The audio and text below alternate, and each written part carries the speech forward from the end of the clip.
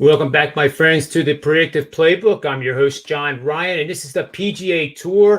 And it's always an exciting show because we have ESPN's Deputy Editor of Sports Betting Content, David Bearman, on board, and he has been profitable, highly profitable, I might add, in 15 of 17 events. And we're going to be this is kind of like the last game of the regular season before the FedEx playoffs start at Sedgefield Country Club, beginning 2 days from now in Greensboro, North Carolina. The Donald Ross designed course, par 70 and just a shade under 7,200 yards. Welcome to the show, David, and how's everything going? Things are going good, and I'll be honest, John, during last week's event, the World Golf Championship event in Memphis, St. Jude's, I didn't get off to a great start with my guys, and in the back of my head, I was like, well, crap, I didn't get to do John's show this week, and I know he likes to say that I win 15 out of 17 weeks, and I didn't do the show, and the picks weren't doing great, so I'm like, well, maybe that's the reason. And then at the end of the day, on Sunday, we had a really, really good Sunday with the picks that we had pre-tournament that came in with Dustin going birdie to get a backdoor top 10 for us that paid off pretty well, and then a matchup that seemed dead upon start. Berger was way behind Bryson at 6 shots back, and you saw the Bryson implosion on Sunday that helped us win the Berger matchup, and Berger also got a top 10. So at the end of the day, we profited. It was small. It was very, very small, about a half a unit of pizza money. But considering we had to dig out of a hole last week, I will take any sort of profit when I thought we were dead man standing after Friday, considering Brooks didn't do very well. Berger was kind of middle of the pack. Webb Simpson, shout out to him, which we'll be talking about more in a second. He was nowhere near the leaderboard until he shot a 64 on Sunday that got us a top 20. So there are a lot of times you go into Sunday looking good and all things fall apart, but there are also times on Sunday where it goes the other way. And last week we were fortunate to take a small profit, survive and advance to the Wyndham Championship, also known as the Webb Simpson Classic, as we like to call it in the sports betting world. Yeah, it certainly has the highest course history correlation to the database. And like to your point, Webb Simpson comes up automatically because it's like his home course. Some of these guys, depending on where it is, they own it. Tiger at Torrey Pines owned it. And this course here, Webb owns. So, it's going to be interesting because Greensboro this time of year can get really humid, and that can be very fatiguing on these guys. And it is the last regular season finale, and some of these guys you're going to be talking about are probably on the cusp to make the FedEx. More importantly, it's the top, I think 70 or 75 after next week move on. So guys that are in the 90s in the terms of their world golf ranking are going to have to play well here if they're going to make it to the second week of the postseason play. Yeah, for the most part, we always talk about course history, recent form, course metrics. Those are the three elements that we always look at when we're trying to handicap golf. And every once in a while, there'll be another one you throw in there, or you might change your measurements. Obviously, when you're talking about the Masters in Augusta, it's a lot of course history because it's the same course every single year, and the people who play it well know how to play it. Other events, you don't get to see certain courses that often, so you have to go with recent form or course metrics. This one, I think there's an added one that you have to keep in the back of your mind. You just talked about it a second ago, is the FedEx Cup playoffs begin next week in New Jersey, and only the top 125 make it. And then the BMW in the Midwest the following week is only the top 70. And then Atlanta for the Tour Championship the week after that is only the top 30. So there are cut downs that are going to be done, and I think you have to have that on the back of your mind when you're handicapping it. And there are players we will touch on that are on that cusp that may not make the top 125 if they don't have a good week here. And that absolutely has to be a factor. And I also think you talk about the humidity and what could be like the weather in Greensboro. You have to factor it into the point where some of these guys have been traveling a lot. And you saw it last week at the World Golf Championships when Justin Thomas, Xander Schauffele, guys who were over in Japan after being in England, after being in the States, somewhat in between. You got to wonder how much the travel is going to impact when the humidity gets high. There's one guy we're going to talk about in Patrick Reed where, Patrick Reed's perfect for this course. He's not a long hitter, but he's a great ball striker. He's a great putter. He's a great up and down guy from scrambling. But Patrick Reed went England, Minnesota, Japan, Memphis, Greensboro. It's a lot. It is That is a Captain lot. America here. That is a lot. And I think Patrick Reed is somebody that I'm going to be playing top 10s and 20s because I think he's going to do well. He does well on this course. Also used to the humidity. He's from the Georgia area, so not too far away. He's kind of used to this weather. But at the end of the day, you have to think about how much these guys have played. Reed's into the playoffs. He's likely going to qualify for Atlanta no matter what he does over the next 3 weeks. But I am going to play him in 10s and 20s in matchups because he is that good. If you look at the field, I just worry about how much the travel is going to eventually wear off on him. Yeah, and I agree.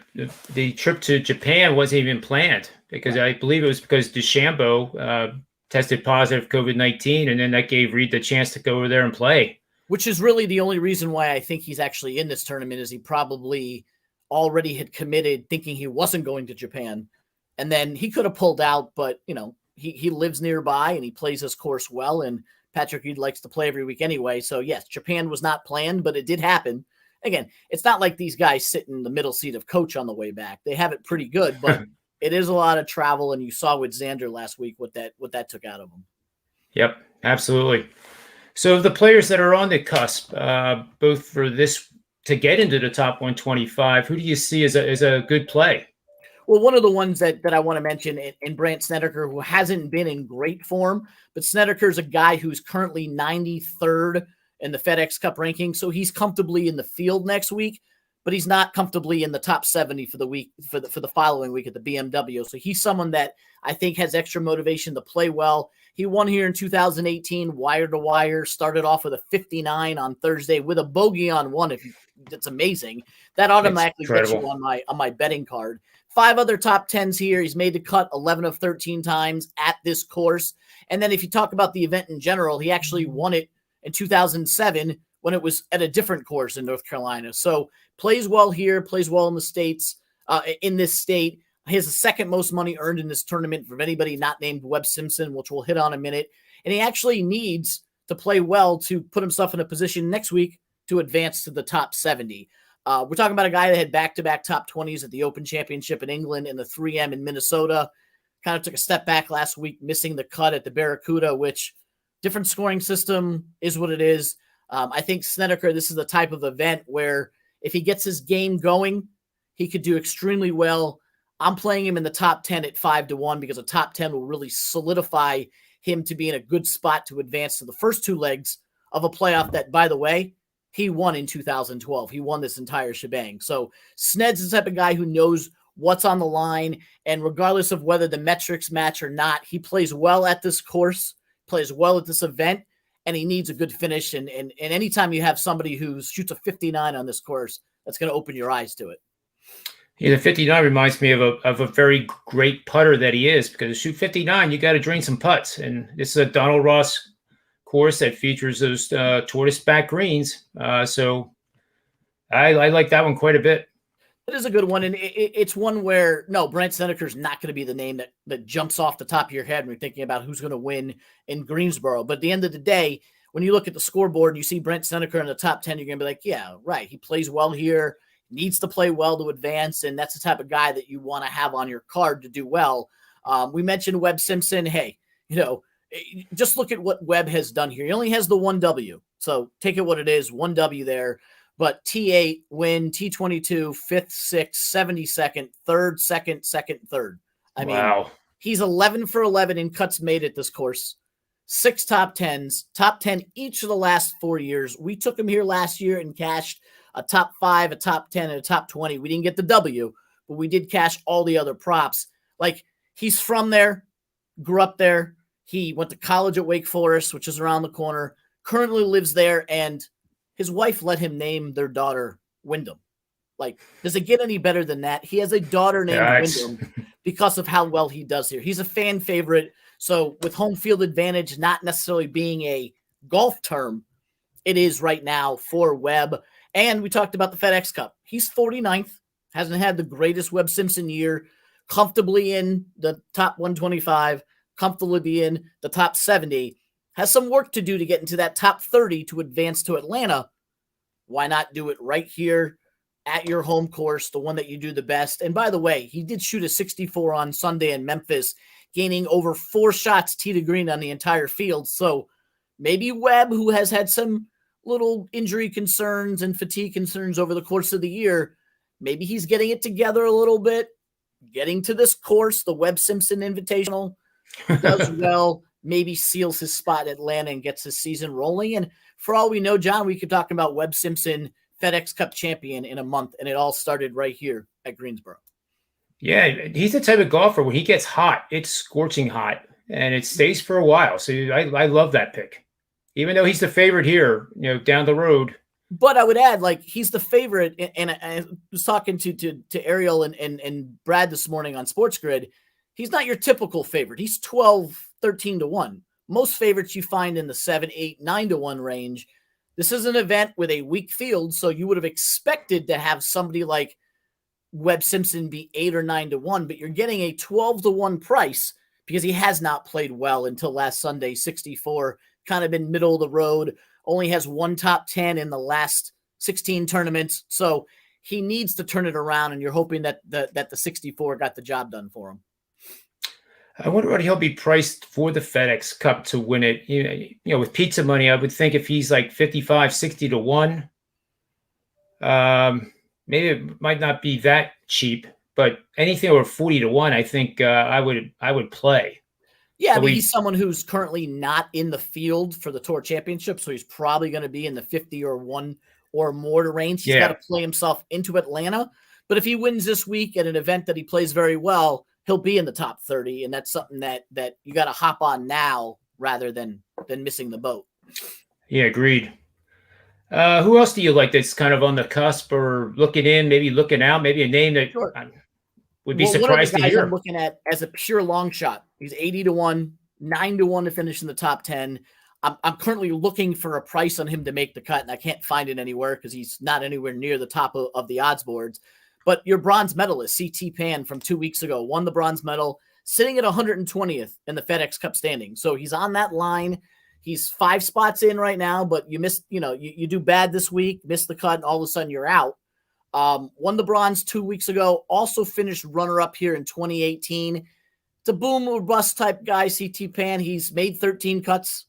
He's missed 12 cuts. A little bit of an inconsistent, but that's what you're going to get from a guy who's 130th in the world and 120th in the FedEx Cup standings. But again, played well here in 2018, played well 2 weeks ago to win the bronze medal. And you look at the playoff, he beat guys like Rory McIlroy and Hideki Matsuyama. So he played well, and he also needs to play well to advance. So I'm trying to take him to make the cut, because if he makes the cut, he's going to be in the field next week.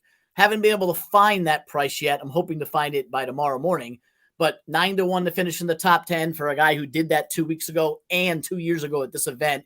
He is somebody that I'm going to be playing as a long shot, but someone that I think is in position to do well this week.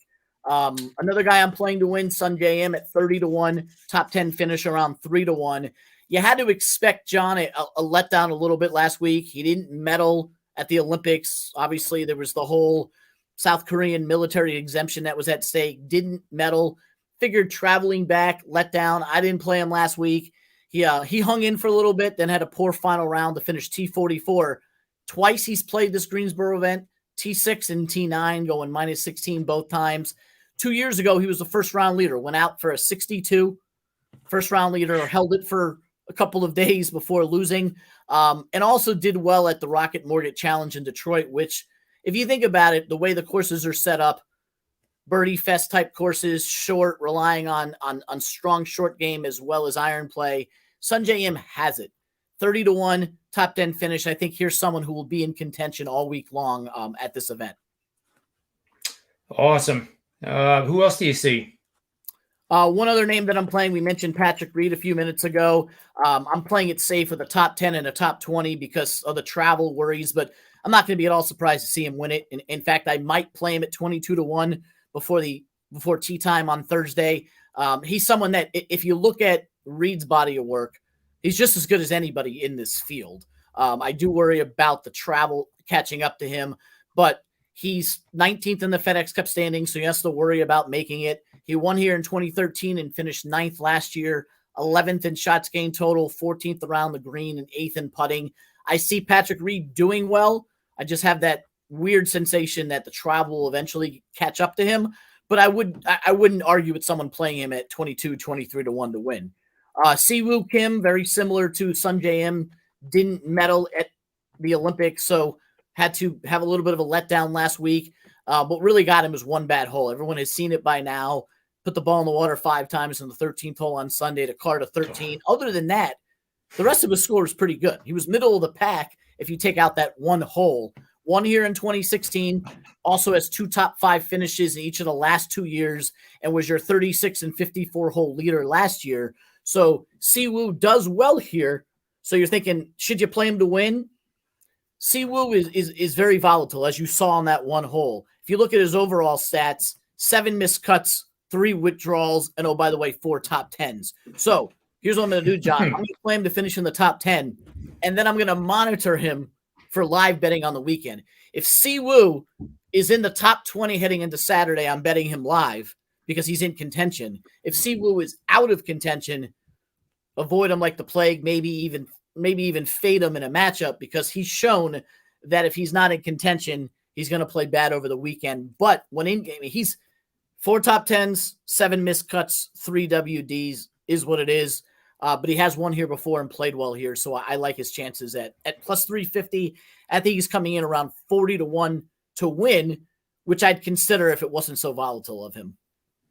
Yeah, I didn't realize he was that volatile. I mean, those are extreme measures. He's either right on or he's right off. Yeah. So I wonder how many putters he's broken in his career. Maybe none.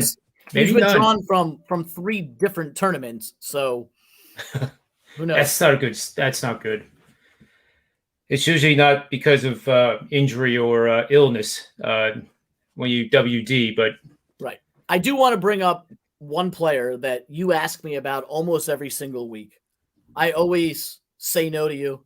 I always say I'm going to go pick Ricky Fowler to miss the cut. I'm going to pick Ricky Fowler to miss the cut. I've been right more times than not. Usually, absolutely. Sometimes it's on air, sometimes it's off air. You'll say, what do you think about Ricky Fowler? Let's call it what it is. Ricky Fowler's playing terrible. The only one who knows what's wrong with Ricky Fowler's game is Ricky Fowler. However, you are talking about an 8-time worldwide winner who was a former top 5 player in the world, 5 career wins. That's Ricky's resume. He's currently 130th in the FedEx Cup standings, which means as of this moment, he's not qualifying for the playoff. Yes, Ricky Fowler, who contends at every single major, who has the bridesmaid award for almost every major, former top 5 player in the world, is currently not in the 125. He's close. He's 130. The metrics will tell you stay away. The course history will tell you stay away. I mean, the guy's 111th in the world rankings and 130th in the FedEx Cup. You're not going to find much positive stuff there. Throwing all that out the window, if Ricky Fowler is going to make the FedEx Cup Tour playoffs and keep his season alive, he needs to do well this week. Now, how well? His game stinks right now.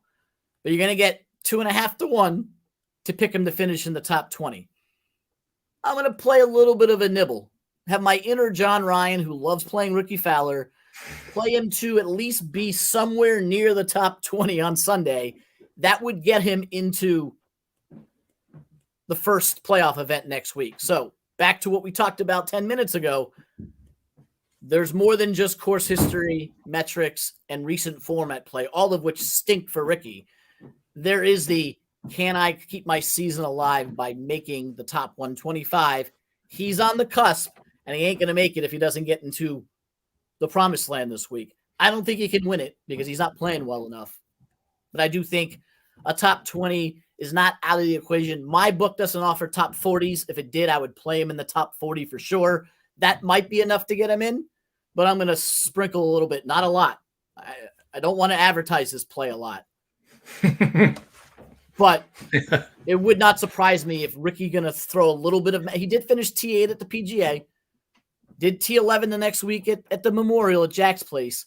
When he needs to, he may crank it up a little bit of a notch. And it's one of those outlier plays that nothing is pointing towards Ricky Fowler doing well, other than the fact that his season's over if it doesn't. Back against the wall, talented player. We'll see what happens.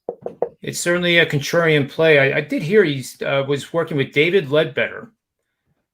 Major swing changes, and that apparently accounts for how bad he's been playing. But I guess from the PGA on, it has been a little bit better, PGA especially. But again, it's not the type of play that we're used to seeing him at, say, 4 years ago, or what he did at TPC Sawgrass on that Sunday afternoon.